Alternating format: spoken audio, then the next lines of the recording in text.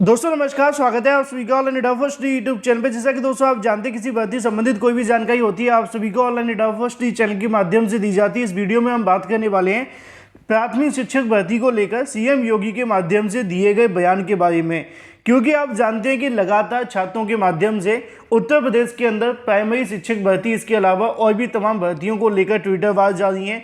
बड़ी संख्या में ट्वीट भी देखने के लिए मिल रहे हैं। इसी बीच कहीं ना कहीं मुख्यमंत्री के माध्यम से बयान आना काफ़ी महत्वपूर्ण है, लेकिन उन्होंने क्या कहा है इसको लेकर हम डिटेल में बात करेंगे। साथ ही अगर बात की जाए 19,000 प्राइमरी शिक्षक भर्ती को लेकर टीजीटी पीजीटी नई भर्ती के विज्ञापन के बारे में जिसको जारी कर दिया गया है, इसके अलावा यूपीएससी पीईटी 2022 की कॉमन कट ऑफ के बारे में। तो चलिए दोस्तों वीडियो शुरू करते हैं। वीडियो को लाइक कर दें, साथ ही शेयर कर दें और चैनल को सब्सक्राइब कर लें, जिससे कि जानकारी आप सभी को ऑनलाइन एडा फर्स्ट चैनल के माध्यम से रियल ऑथेंटिक सबसे पहले मिलती रहे। बात कर लेते हैं सबसे पहली अपडेट के बारे में, जो कि संबंधित है उत्तर प्रदेश में प्राथमिक शिक्षक भर्ती को लेकर। दोस्तों आप सभी ने देखा होगा कि हाल ही में अभ्यर्थियों के माध्यम से प्राथमिक भर्ती को लेकर बड़ी संख्या में ट्वीट किए गए थे। जब पहली बार ट्विटर वार देखने के लिए मिला तो छात्रों ने लगभग 2 लाख से ज़्यादा ट्वीट कर दिए। उसके बाद सरकार के माध्यम से रिक्त पदों की जानकारी को लेकर आप सभी के सामने आ गया कि सरकार ने रिक्त पदों की जानकारी मांग ली है शिक्षक भर्ती को लेकर। जब दोबारा से आप सभी के सामने ट्वीट देखने के लिए मिले तो 1,60,000 से ज़्यादा छात्रों ने ट्वीट कर दिए, और ये आप सभी को थोड़े दिन पहले ही देखने के लिए मिला था। कल की तारीख में अगर बात की जाए नई प्राइमरी शिक्षक भर्ती के संबंध में, यहाँ पे आप सभी को देखने के लिए मिलेगा कि 1,59,000 से ज़्यादा ट्वीट किए गए थे, जहाँ पे लिखा हुआ था UP demands primary teacher vacancy. अलग अलग अभ्यर्थियों के माध्यम से अपनी अपनी परेशानियाँ भी देखने के लिए मिली थी, इसको लेकर मैंने आपको बताया भी था।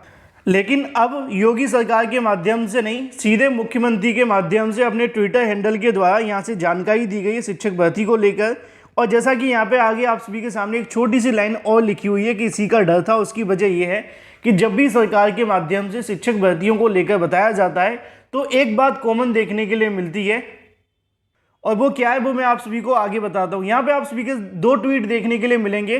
पहला ट्वीट आप सभी के सामने है, 15 मिनट पहले ही किया गया है।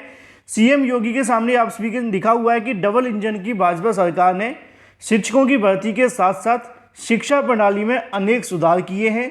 ऑपरेशन कायाकल्प के अंतर्गत परिषदीय विद्यालयों में बेहतरीन सुविधाएं उपलब्ध करवाई गई हैं। उनमें से स्मार्ट क्लासेस का भी निर्माण होता हुआ दिखाई दे रहा है। पहला ट्वीट आप सभी के सामने ये आता है। दूसरा ट्वीट क्या है वो आप सभी के लिए ज़्यादा महत्वपूर्ण है। ये 20 मिनट पहले आप सभी को देखने के लिए मिला है।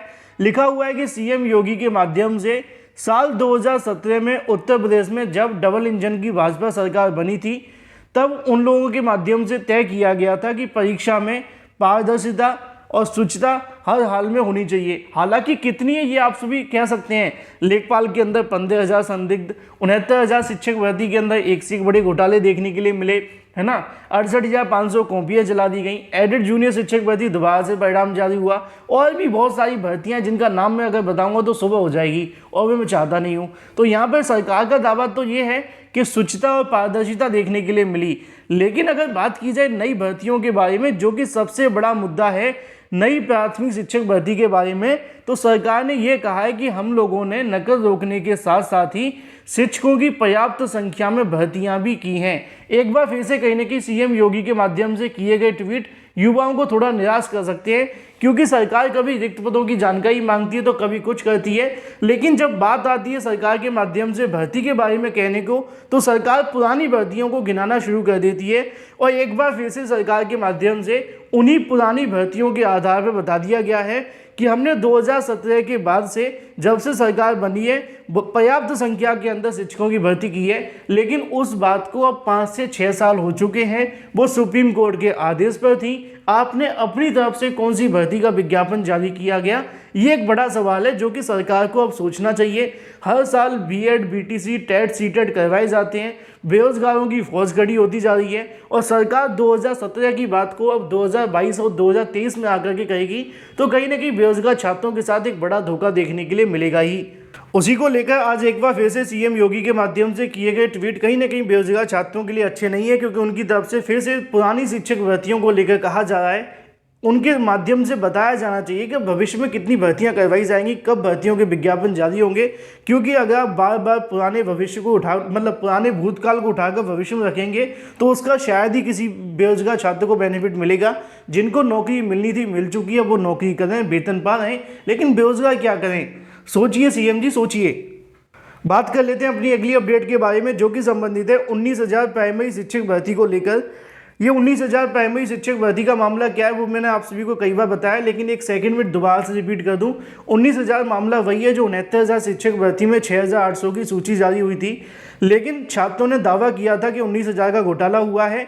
अब इसको लेकर मामला न्यायालय में है। कोर्ट के माध्यम से जो पुराने जजेस थे वो इस मुद्दे को लेकर काफ़ी ज़्यादा कहीं ना कहीं हम कह सकते हैं कि वो फैसला सुनाने के पक्ष में दिखाई दे रहे थे छात्रों के। लेकिन बड़ा नुकसान ये देखने के लिए मिला कि 19,000 प्राइमरी शिक्षक भर्ती को लेकर आज एक बड़ा फैसला आ सकता था, लेकिन उससे पहले जज ही चेंज हो गए। अब अगर जज चेंज हो गए तो क्या होगा वो आप समझते हैं कि नए जज आएंगे, नए तरीके से मामले को सुनेंगे और फिर उसके बाद में उनका अप्रोच क्या होगा ये देखना महत्वपूर्ण है। क्योंकि यहाँ पे पिछले जजेस के माध्यम से सरकार को कहा गया था कि अगर आप नौकरी नहीं देंगे तो फैसला हम करेंगे, लेकिन अब वो पुराने जज ही नहीं है। एक बार फिर से यहाँ पे जज में बदलाव हो गया और बदलाव होने के चलते 19,000 प्राइमरी शिक्षक भर्ती को लेकर कोर्ट के माध्यम से आदेश दिया गया है कि वो अगली सुनवाई 14 नवंबर को 2:15 बजे से करेंगे। और एक बार फिर से जो अगली तारीख है वो लगा दी गई है। अब इसकी अगली सुनवाई 14 नवंबर को देखने के लिए मिलेगी। जो भी अपडेट होगी आप सभी को दे दी जाएगी, लेकिन जज चेंज होने से नुकसान अवश्य हुआ है। बात कर लेते हैं अपनी अगली अपडेट के बारे में, जो कि संबंधित है टीजीटी पीजीटी नई शिक्षक भर्ती के विज्ञापन के बारे में। टीजीटी पीजीटी शिक्षक भर्ती को लेकर जो विज्ञापन है वो जारी कर दिया गया है, जिसके बारे में जानकारी आप सभी को यहाँ से देखने के लिए मिल जाएगी। अगर बात की जाए इस विज्ञापन के बारे में तो लिखा हुआ है 2/11/2022 को ये विज्ञापन जारी किया गया है। काट करके यहाँ पे लिखा है। नीचे आप सभी के सामने पदों के बारे में जानकारी दी गई है। इसके अलावा और भी बहुत सारी जानकारियाँ हैं। लगातार अभ्यर्थी इसके बारे में पूछ रहे थे कि सर इसमें कौन कौन आवेदन कर सकता है, कौन कौन नहीं कर सकता है। तो मैं आप सभी को डिटेल में बता दूं आवेदन को लेकर कि ये जो भर्ती अभी निकाली गई है ये आप सभी के लिए अच्छी बात ये है कि केबीएस के माध्यम से नई भर्ती का विज्ञापन जारी हुआ है। भविष्य में जब ये भर्ती पूरी होगी तो एक और भर्ती का विज्ञापन जारी होगा, जिसको यहाँ पे सीधी भर्ती के माध्यम से जानेंगे, डायरेक्ट रिक्रूटमेंट के माध्यम से हम समझेंगे। और जो डायरेक्ट रिक्रूटमेंट देखने के लिए मिलती है उसमें बीएड और बीटीसी करने वाले सभी अभ्यर्थी आवेदन कर सकते हैं। लेकिन अगर बात की जाए इस भर्ती को लेकर, इसके जो आवेदन हैं वो 2/11/2022 से शुरू हो गए हैं। इसके अलावा और भी बहुत सारी जानकारियां हैं। लेकिन ये जो भर्ती निकाली गई है, फ्रेशर जो बीएड और बीटीसी अभ्यर्थी हैं, बेरोजगार हैं, उनके किसी भी काम की नहीं है। उसकी वजह यह है कि इस भर्ती को लेकर जो नोटिफिकेशन जारी किया गया है इसमें सिर्फ और सिर्फ वही अभ्यर्थी आवेदन कर सकते हैं जो पहले से केवीएस के अंदर पढ़ा रहे हैं। मतलब कि यहाँ पे जो वैकेंसी निकाली है वो वहाँ के प्रमोशन के आधार पे देखने के लिए मिलती हैं। तो आप सभी इसके अंदर आवेदन नहीं कर सकते जो भी फ्रेशर्स अभ्यर्थी हैं बीएड और बीटीसी। इसी वजह से इस भर्ती को लेकर मैंने जानकारी नहीं दी थी, लेकिन बहुत सारे अभ्यर्थी पूछ रहे थे कि सर इस पर एक डिटेल वीडियो बनाया जाए कि कौन कौन आवेदन कर सकते हैं, कौन कौन आवेदन नहीं कर सकते हैं। पदों की संख्या यहाँ पर लगभग 4,000 से ज़्यादा देखने के लिए मिलती है, लेकिन ये भर्ती आप सभी के काम की नहीं है। तो पदों की संख्या 2,000 या 20,000 हो, कोई फ़र्क नहीं पड़ता। फिलहाल ये हो जाती है टीजीटी पीजीटी भर्ती को लेकर जानकारी। बात कर लेते हैं अपनी अगली अपडेट के बारे में, जो कि संबंधित है यूपीएससी पीईटी 2022 के अंदर कॉमन कट ऑफ लागू करने के संबंध में। दोस्तों अगर आपको याद होगा मैंने 10 से 15 दिन पहले एक वीडियो बनाया था जिसमें आपको कहा था कि पीईटी के माध्यम से जो भी भर्तियाँ आएंगी इसमें 35 लाख या 40 लाख आवेदन तो कर देंगे, लेकिन भर्तियों में 4 लाख भी नहीं बैठेंगे। उसकी वजह क्या है वो आपको पता होनी चाहिए। लेखपाल भर्ती 8,000 पदों पे निकाली गई थी। 8,000 पदों के लिए मुश्किल से 3 लाख छात्र यहाँ पे शॉर्टलिस्ट हुए थे। 2.5 लाख ही कह सकते हैं, 3 लाख भी पूरे नहीं थे, है ना। मतलब 40 लाख में से सिर्फ 2.5 लाख को बैठने का मौका मिला, बाकी के सभी घर बैठा दिए। एक बार फिर से जब पीईटी हो गया है फिर से यहाँ पे कहीं ना कहीं भर्तियाँ निकाली जाएंगी। और अब जो भर्तियाँ निकाली जा रही है किसी में पद 1,000 हैं, किसी में 62 पद हैं, किसी में 2 पद हैं, किसी में 10 पद हैं। अब 10 पद, 20 पद, 100 पद या 1,000 पद निकाले जाएंगे और उसमें 15 गुना को लिया जाएगा तो 40 लाख में से 39 लाख तो वैसे ही बाहर हो जाएंगे, है ना। सोचने वाली बात यह है कि अगर आप यहाँ पे 1-2 हज़ार पदों के लिए भर्ती निकालते हैं तो उसमें कितने अभ्यर्थियों को बिठा लोगे? ज़्यादा से ज़्यादा 1 लाख को बिठा लोगे, है ना। तो यहाँ पे तो 99% लाने वाला भी बाहर हो जाएगा। समझ में नहीं आता है कि आप एक चपरासी बनाने के लिए इतनी परीक्षाएं कराने पर तुले हुए हैं, जहाँ पे दूसरी तरफ देश और राज्य को चलाने के लिए आपके पास कोई फर्क नहीं पड़ता। सोचने वाली बातें तो यही है ना। तो पीईटी के अंदर एक कॉमन कट ऑफ होनी चाहिए, जिस देश के अंदर आप सभी चपरासी कैसे भी बने, आपको बहुत मेहनत करनी पड़े, ये करना पड़े, वो करना पड़े, और जब समय आता है आप सभी के सामने, आप मुख्यमंत्री बन जाओ, आप प्रधानमंत्री बन जाओ।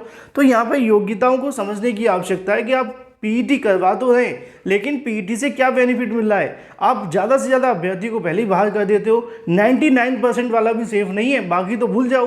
तो इसी को लेकर अभ्यर्थियों के माध्यम से 5 नवंबर को ट्विटर पर UPSC PET common cut off के संबंध में एक ट्विटर वार रखा गया है।